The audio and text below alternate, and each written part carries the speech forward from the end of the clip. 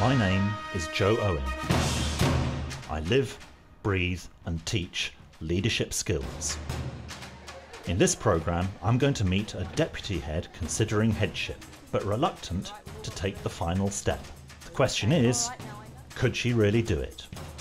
To find out, I'm going to throw her to a panel of education experts who will ultimately decide, does she have what it takes to be a head? In preparation for the big day, I'm going to shadow her to examine her leadership skills. I'll analyse her drive and motivation, and then I'm going to send her to a leader outside of education to help her find out what it takes to be at the top of your game. Will she then be ready for headship? Only the panel can decide.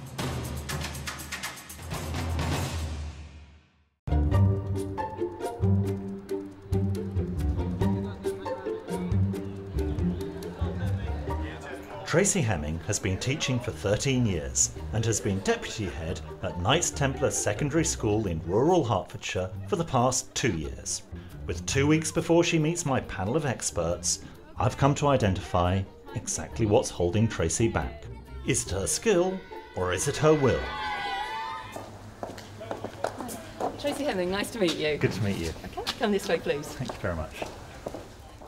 Before my examination begins, I need to get to the crux of Tracy's situation. So what's holding you back at the moment? The interview process is quite a daunting one, and it's also the idea that I need to think carefully about when I'm ready to make the full commitment to being a head teacher. Shadowing Tracy's busy schedule should give me the insight I need. Everyone's ties all done up, top buttons done up. That's super. Everyone, okay, Joe? Tracy evidently enjoys being in the classroom. I'm wondering whether a love of teaching is also preventing her from taking the next step. Bit of a confusing one, this one actually. Right, thanks. The question is, what's holding her back? I need to speak to some of her colleagues. A lot of me feels that she would actually hold back from becoming a head because it would take her away from the classroom, which is where she loves to be. She seems to have it all. Do you think she has it all? I've got no doubt at all that Tracy will be a head and that she'll be a very good head. I think it's a matter of finding the right school and the right time. Just wanted to give everyone an update with the festival week, what we've done so far. It's the end of the day and Tracy is chairing a senior management meeting about an upcoming event. Watching her at work, I'm wondering what's stopping her from taking the next step. Is it a love of teaching or is it something else? I need to get to the bottom of her hesitation. You've got a lot of the right skills and experience. Your colleagues recognise you've got a lot of the right skills and experience. So when are you getting the application in? I don't know, I've still got to be convinced. You can't be perfect, you can't be all things to all men, but you know, you still are responsible for all of it. You're still accountable for all of it. And that's something that makes you think twice. Is it fear that's holding you back? Well, what do you do? What do you do if you go in and you fail as a head? You know... Do you think you would fail? No, but what if I did? Why don't we look at another head teacher talking about what it takes to be a head teacher? No head teacher is perfect, and no head teacher is so rounded that they can perform all the facets of headship as brilliantly as all the others. And I think that's about recognising what your strengths are and ensuring that within your team there are people who can plug those gaps. Yeah, I couldn't agree with that more. Yes, that's exactly how I see things.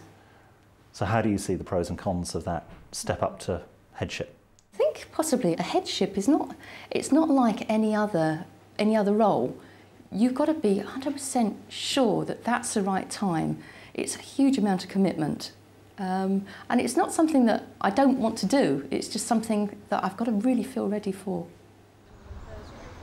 Tracy's challenge is confidence. It's time for her to visit a leader outside education to find out what it really takes to succeed, and then she can decide, is she up for it or not?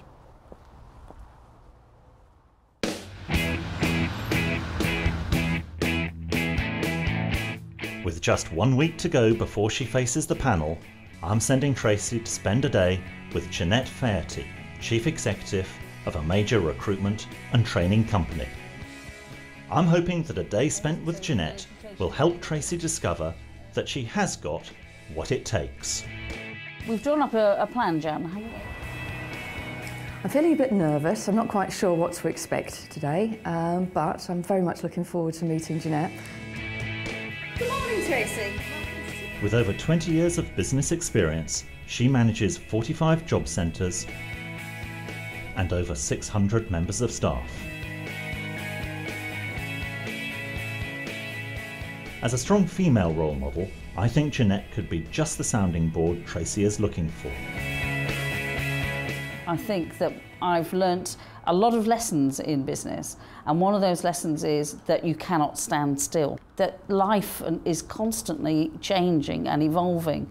I think you can fall into a trap of not understanding what your own strengths and weaknesses are, but more commonly you can fall into the trap of underestimating your strengths. Did you have to take a lot of risks to get where you are today? The answer to that is obviously yes. If you don't take risks, you don't learn anything. And there's a favourite expression I have, which is people who don't take risks don't drink champagne. Jeanette takes Tracy to visit one of her employment and training centres in Stratford, East London.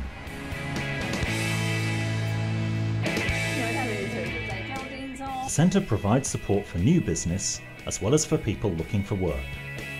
This is a great chance for Tracy to witness Jeanette's hands-on approach in action. So what are you calling your business? Freestyle Spirit.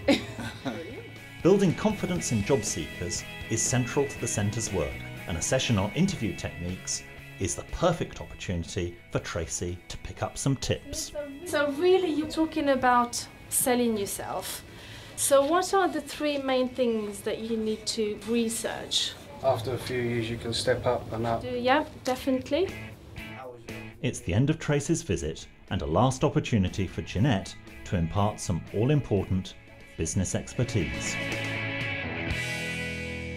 You have a hands-on approach in a way that means that you understand exactly what's going on in your business, but you empower people within their own areas to get on and do it. You trust them. I think that's particularly useful when I think about the areas that I've got reservations about with moving forward into headship. What sort of areas are those? It was trying to be all things to all men. I find it difficult to think how you're going to do that, but watching you today shows that yes, you can do it. In terms of thinking about yourself as a head, I pick up that you're a bit reluctant and that you're perhaps worried about the risk of failure. Would that be true? Yeah, I think that is true. I think I'm driven by a fear of failure rather than a wish for success. I think it's a psychological barrier to get through, because I think, you know, you've got tremendous skills. I've seen that today, and I've been very impressed. So I really would want to see you go forward myself. Okay, well thank you very much for that vote of confidence, but you're absolutely right. I really think Tracy is ready to take the next step into headship. She's really impressed me today. She's got a big range of skills.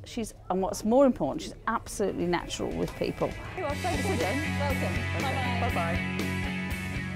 Today I have definitely been inspired. I've got an awful lot to think about. Jeanette's made me think about myself and about my future more than I had done before, in a different way.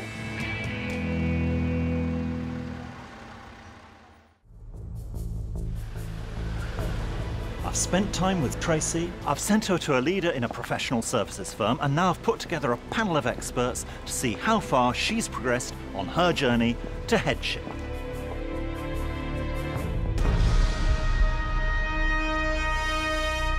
Tracy obviously has the skills to make it to the top job in education, but can she show she has the confidence?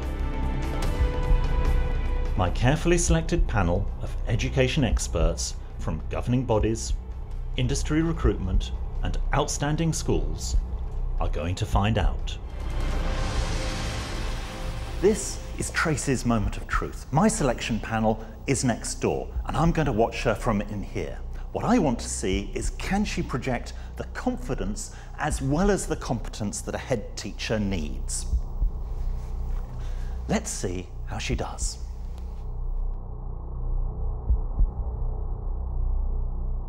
Thank you for coming this morning. We've got a number of questions to ask you, which we'll all take turns to do. Could you describe your vision for whole school improvement? And my vision starts in the classroom, and it starts in an outstanding classroom. And I think what happens when you become a head teacher is that the school becomes your classroom.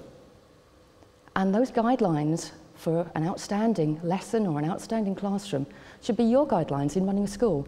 Just breathing from up here, very nervous. Do you want to be a head? Why do you want to be a head? When I started this process, I wasn't sure. I love being in the classroom, I still do. But now I think I've convinced myself that yes, I do want to be a head teacher. Are you resilient to cope with sometimes failure? Yes.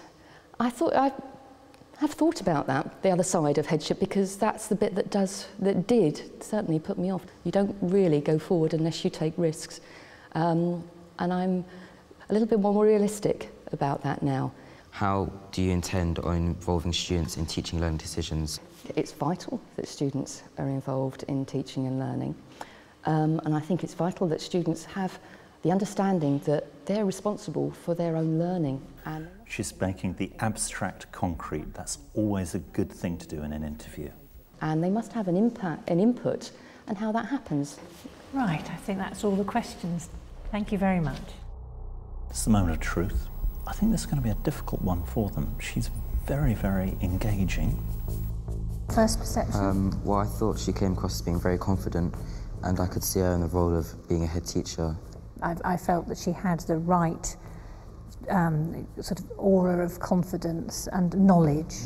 Martin, what did you think? I liked her. She was relaxed. I'm not too sure how she would deal with some of the more negative parts of the job. I don't think she would suit every headship. No. Well, she does seem reflective about her practice, yes, and that was very encouraging. So, in summary, we feel that she is quite convincing as a head teacher, but it would be not necessarily in all schools. I've heard the verdict of the panel. Now it's time to give Tracy my verdict. Tracy, how are you feeling? Relieved that it's over. Okay, it was quite an ordeal. What went well? I think that the questions were fair, and I enjoyed answering a number of the questions, actually. And that makes a great impression on people, because that gives them a sense of confidence that you're confident as well. So, even if you're not. Even if you're not, yeah. No leader is ever the finished article, but you're as close to the finished article as anyone can reasonably expect. Given that, what you might want to do is change the way you think about going to these panels. You're not a deputy head, you're already a head teacher. And when you think of being a head teacher, you'll act like a head teacher, and you'll also take on the perspectives of a head teacher. And at the end of it, you'll be one. Good luck, and I look forward to seeing you in your new school. Right. Well, I'm taking away a lot of advice, and I shall certainly listen to that. I've taken it on board, and I think now I'm that step closer to making the application for headship.